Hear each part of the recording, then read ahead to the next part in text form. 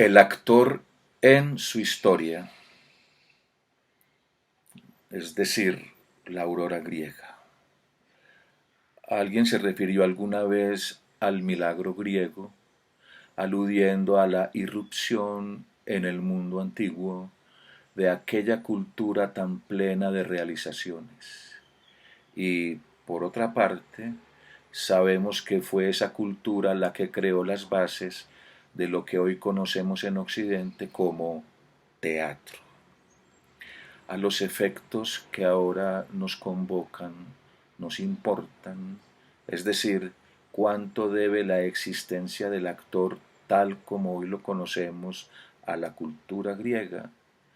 Podemos hablar también del milagro griego de la aparición del actor, porque es a partir de los griegos que aparece este hombre que juega a ser otro, encarnando así un personaje de ficción. Sabemos que en Grecia se transmutan las celebraciones a un dios orgiástico llegado de Oriente, en la representación teatral en la que hoy nos reconocemos. Los devotos de Dionisios en trance se transforman en un proceso de siglos, en un grupo coral que cambia las violencias y desbordes del orgiástico en evoluciones cantadas y danzadas, ordenadas por un corifeo. Es sabido también que un personaje que sabemos histórico porque conocemos que vivió, no es una leyenda, que se llamó Tespis y que realizó una primera gran revolución en las raíces del teatro. Puso frente al corifeo un nuevo personaje, así podría llamarse por primera vez, que pasa a ser el protagonista de la celebración.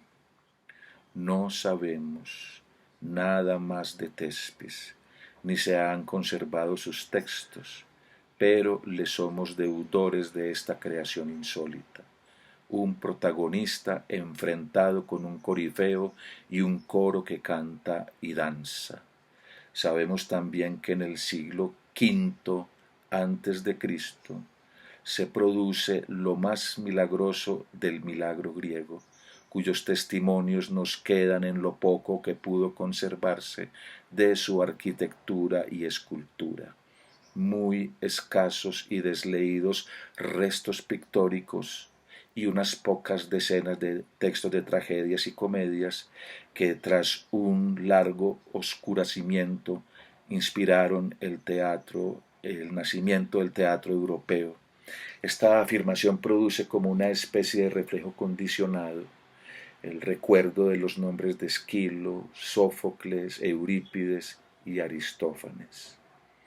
Pero es sobre el primero, sobre Esquilo, que es obligado a detenerse, no sólo por la imponencia de sus tragedias, que evocan rocas talladas y monumentales, sino porque es Esquilo a quien se debe la otra revolución teatral que ha llegado hasta nuestros días. Porque Esquilo inventa, crea el segundo personaje, el antagonista, y lo enfrenta con aquel protagonista surgido de la audacia de Tespis. Ha aparecido el actor en toda su plenitud y la acción dramática como materia prima del ejercicio de lo actoral. La imaginación y la razón, aliadas en una praxis indagatoria, nos deben permitir, o por lo menos ayudar en parte a situar las circunstancias en las que tales portentos ocurrieron, porque en el caso de Esquilo se trata de un hombre genial que en una fecha precisa decide la aparición del segundo personaje, y en el caso de Tespis mucho antes, la del protagonista, ya claramente desprendido del coro, aunque hasta ahora no se hayan podido precisar tiempos históricos puntuales para su aventura. Desde aquel coro del ditirambo dionisíaco hasta la tragedia y la comedia antiguas que conocemos, hay un salto tan enorme que aún dejan muchas incógnitas por resolver. y no vamos a entrar en ellas ahora porque es tarea para especialistas y porque excede nuestro tema. Solo sugiero para nuestros efectos que para que Tespis haya creado un protagonista, Esquilo ha agregado un deuterogonista y sucesivamente a lo largo de 70 años, Sófocles introduce el tritagonista o tercer personaje y Eurípides un cuarto personaje que no habla. Algo muy singular tuvo que haber sucedido y creo que es la aparición diferenciada de un ser acentuadamente corporal, por oposición a lo intelectual, que con su cuerpo y su voz, los actores griegos eran también cantantes y bailarines, para ponerlo en términos modernos, tiene ya el impulso de encarnar individualidades ficticias, al principio siempre divinas y poco a poco, pasando por semidioses y héroes, a hombres y mujeres reconocibles como tales. Es posible creer que la creación de la inmensa dramaturgia griega fue posible precisamente porque ese especialista existía y su presencia coincidía con la progresiva secularización del teatro.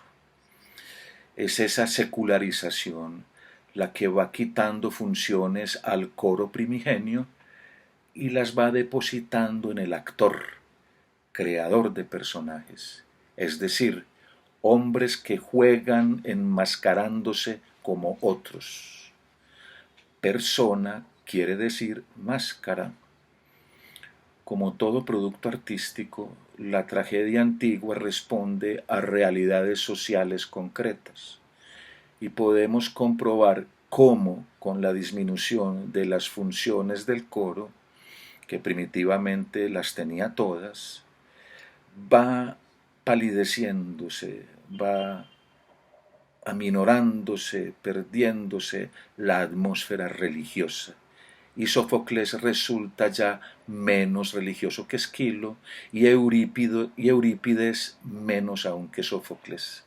No por nada en sus violentas sátiras, Aristófanes los coloca junto a Sócrates entre los culpables de la decadencia de la religión que creará las bases de la polis griega, de esa civilización. Hasta estos griegos de inagotable genialidad teníamos invocaciones corales a los dioses, surgidas de los primitivos trances dionisíacos.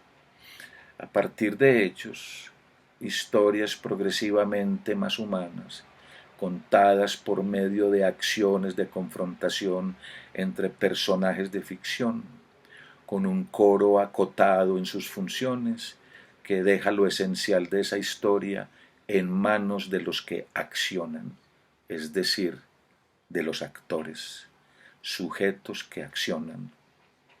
Se puede dar por sabido las particulares formas de la actuación enmascarada de los actores griegos, de sus espacios teatrales monumentales al aire libre y de todo lo que hace al rito teatral de esa época de entonces.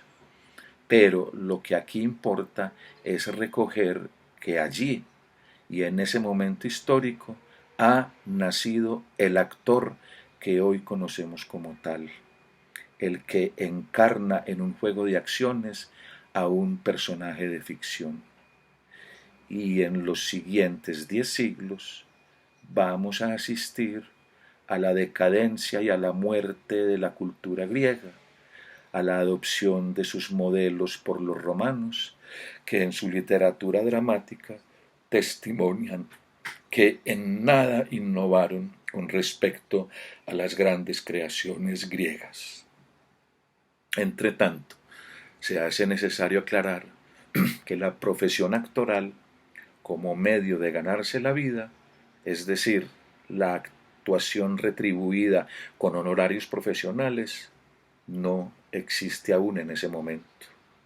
las grandes celebraciones anuales que las ciudades griegas realizaban y sobre todo las ateneas eran precedidas de un certamen de textos cuya producción y realización, con ayuda de la ciudad, corría por cuenta de los dramaturgos elegidos. Estos solían ser actores de sus propias obras y han quedado testimonios, por ejemplo, de la elegancia de la danza y la finura del canto de Sófocles.